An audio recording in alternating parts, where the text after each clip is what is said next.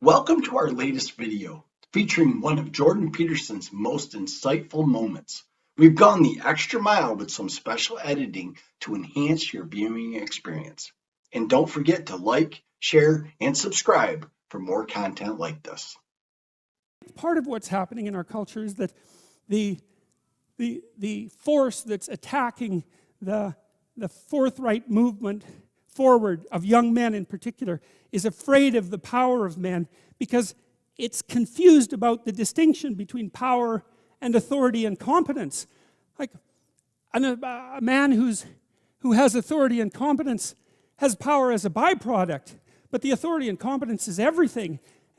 And people who can't understand that fail to make the distinction between power and authority and competence, and they're afraid of power, and so they destroy authority and competence.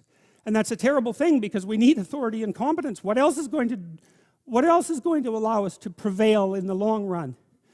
And so you get away from your country and you get away from your kin and from your father's house, right? And you go out there and you establish yourself in the world. It's a call to adventure. That's what the first lines in the Abrahamic story is, a call to adventure. So, great, unto a land that I will show you. Well, what does that mean? One of the things that I've been struck very hard by a number of writers, Carl Jung obviously among them. I mean, he wrote things like Nietzsche that if you understand them, they just break you into pieces, And one of the things that Jung understood and the psychoanalysts understand, it's one of the most terrifying elements of psychoanalytic thinking. It's very tightly allied with religious thinking, which is that you are not the master of your own house. There are spirits that dwell within you, meaning you have a will and you can exercise a certain amount of conscious control over your being, but there are all sorts of things that occur within you that seem to be beyond your capacity to control. Your dreams, for example, that's a really good example, or your impulses, for example. You might think of those as so foreign from you that you don't even want them to be part of you. But more subtly even, how about what you're interested in, what compels you? Like, where does that come from? Exactly. Because you can't conjure it up of your own accord, So if you're a student and you're taking a difficult course, you might say to yourself, well, I need to sit down and study for 3 hours. But then you sit down and that isn't what happens. Your attention goes everywhere. And you might say, well, whose attention is it then if it goes everywhere? Because you say it's your attention. It's like, well, if it's your attention, maybe you would be able to control it. But you can't. And so then you might think, well, Jen, just exactly what the hell is controlling it? And you might say, well, it's random. Well, it better not be random. I can tell you that. That happens to some degree in schizophrenia. There's an element of randomness in that. It's not random. It's driven by the action of phenomena that I think are best considered as something like subpersonalities, although even that's only a partial description. You can't make yourself interested in something. Interest manifests itself and grips you. That's a whole different thing. And so what is it that's gripping you? And how do you conceptualize that? Is that a divine power? Well, it's divine as far as you're concerned because it grips you and you can't do anything about it. And so there's a calling in you towards what you're compelled by and what you're interested in. And sometimes that might be very dark and sometimes not. But you're compelled forward by your interest. And so the idea that what moves you away from your country and your father's house and the comforts of your childhood home is something that's beyond you and that you listen to and hearken to. That's exactly right. And you can say, well, I don't want to call that God. It's like, it doesn't matter what you call it exactly. It doesn't matter to what it is, what it's called. It still is. And if you don't listen to it, that's the other thing.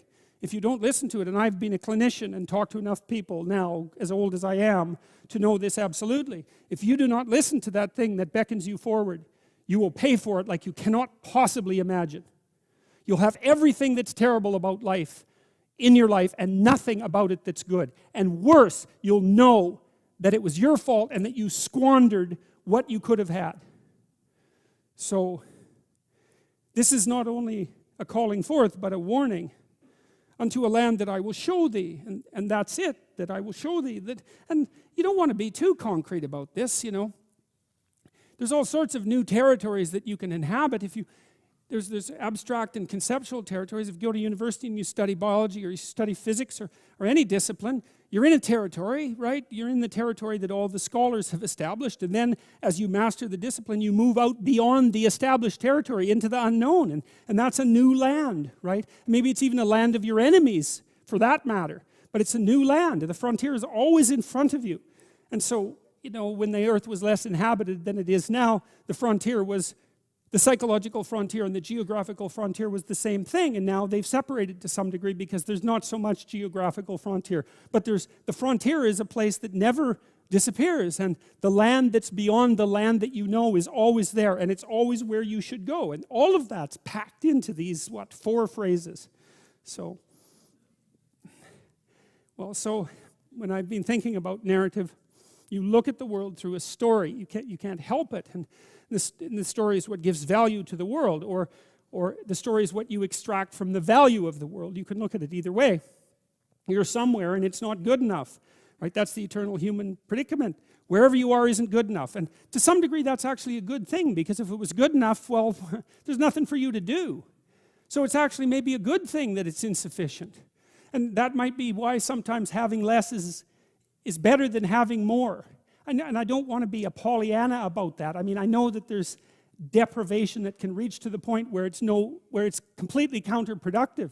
But it isn't always the case that starting with little is, if you start with little, you start with more possibility. It's something like that. So you move always from what's unbearable about the present to some better future, right? And if you don't have that, then you have nothing but threat and negative emotion. You have no positive emotion, because the positive emotion is generated in the conception of the better future and then the evidence that you generate yourself that you're moving towards it.